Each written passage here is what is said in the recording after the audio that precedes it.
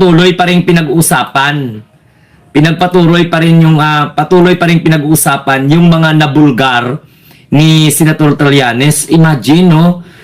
Senator Trillanes waited for a matter of 10 years.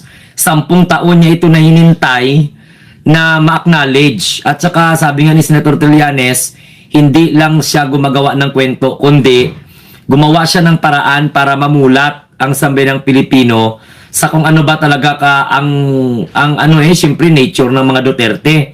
So doon tayo doon tayo nalula talaga sa mga bank accounts, laman ng bank accounts, no? Grabe. So yun yung inintay sa loob ng 10 taon kasi panahon ni Rodrigo Roa Duterte wala no? Parang binabaliwala lang. Si former Senator Trillanes, ang dami na niyang ibinulgar. Ang dami niyang ibinulgar, pero wait lang.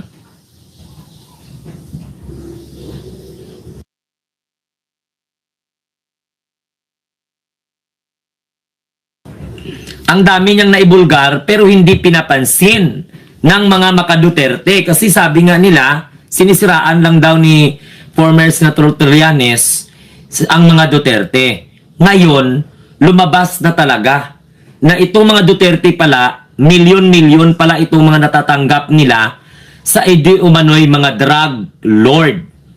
Hindi po tayo ang nagsabi niya na kundi si former Senator Trillanes. At nakita naman natin, cash flow. At saka alam mo ito pa yung pinagtataka ko, doon sa statement assets, liabilities, and network ni Sara Duterte, may mga time doon na mga walang cash on hand at saka walang mga deposit. So parang kahirap paniwalaan, 'di ba? Miguela Pagalunan. Shout out kay Miguela Pagalungan. Maraming salamat. Welcome po sa ating Munting Tinig channel. So sabi dito, mga Duterte tumanggap ng milyon-milyon mula sa umano'y drug lord. Tsaka may nabanggit doon, your face looks 20 pesos. Believe ka naman kay Tonyo. 20 pesos lang? Dapat mga 5. Masyado namang mataas yan. Jen, muna kita i-kick out muna kita. Yung kung ang mukha ko, it look like 20 pesos. Pwede ba dagdagan nyo naman? Gusto ko, grabe. Dinagdagan nyo naman. Actually, 10 pesos lang talaga ang mukha ko. At maraming salamat, ginawa mo siyang 20 pesos.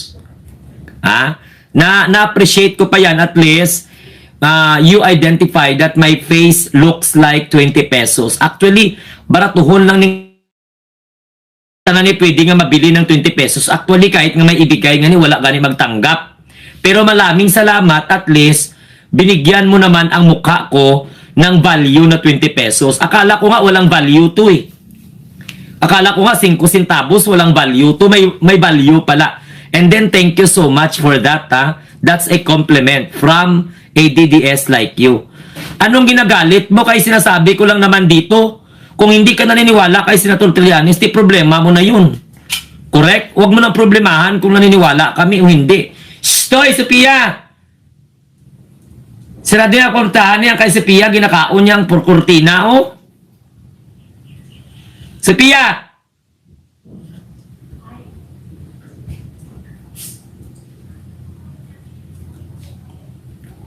Maraming salamat, at least binigyan mo ng value. May pa pala, may halaga pa pala itong mukha ko. Akala ko, wala na itong halaga. Pero buti naman, at least kahit paano na-appreciate mo na ang mukha ko looks like 20 pesos. Grabe naman. Kala nyo talaga siguro ma-intimidate nyo ko sa mga ganyan-ganyan na mga comment nyo ba? Hindi ganon. Lang kamo ga-inabno lang kamo mga Duterte supporter. Kahit kailan naga-inabno lang kamo. Pero pwede ba tigilan nyo ang mga ganyan-ganyan? Klase ng mga DDS naman. Ang problema sa inyo kay hindi kayo marunong manood ng may pagrespeto lang. Alam nyo nga na nasasaktan kayong nandito pa rin kayo. Sinabi ni former Senator Trillanes o dating Senator Sunny Trillanes, mga DDS lang naman ang hindi naniniwala. Naturalmente. Naturalmente na maniwala kayo, DDS nga kayo, di ba? Now, nasa higit 22 million kay Vice President Sara mula sa umano'y drug lord na si Sammy Uy noong siya ay mayor pa ng Davao City. I-continuous ang mga operation. Shout out. So, nasa higit 15.6 million naman umano ang natanggap ni Rodrigo Roa Duterte. Mula po dyan kay Sammy Uy pa rin. 51.5 million naman yung natanggap ni Davao City Mayor Baste Duterte. Samantala, 38.8 million di umano ang natanggap ni 1st District Davao City Representative Paulo Duterte. Habang 53.2 million naman umano ang natanggap ni Hanilet at saka ni Kitty Duterte. So, ibig sabihin, ang magpamilya na talaga na ito, nakatanggap ito ng drug money mula po sa drug lord. So, ngayon, balita na ito. Na-catch na ito ng mga mainstream media. So, depende na naiya sa pamilya Duterte kung paano nila sagutin. Hindi ikaw nga maka-Duterte ang magsabi kung totoo o hindi. Dapat sila ang magsasabi ng ganon. Sagutin nila yung mga ganyan. Pag mahina lang sila magpaliwanag nito, wala na. No? Hindi na nga sila pinaniniwalaan nung hindi pa ito pumutok.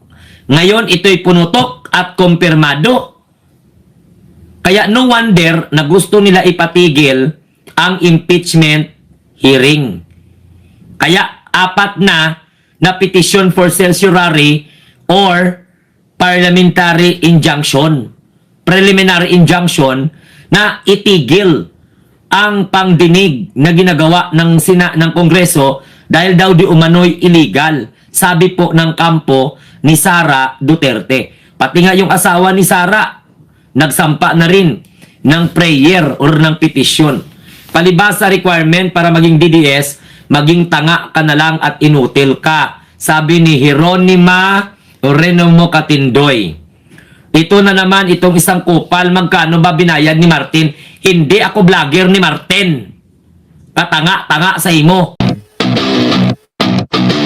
Pegador, wala kang kawala. Pegador, kayo ay maganda. Pegador, galit sa masama.